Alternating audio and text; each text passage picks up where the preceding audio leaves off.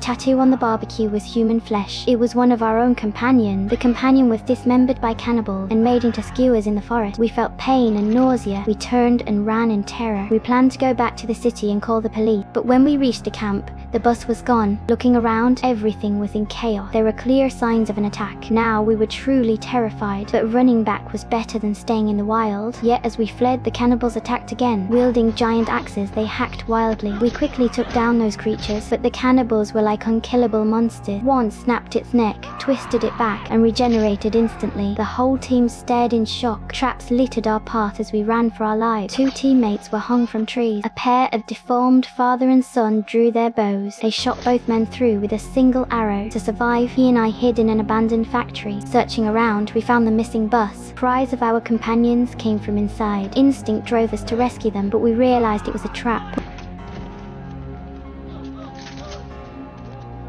When the two woke up again, we were tied up in the deformed creature's lair.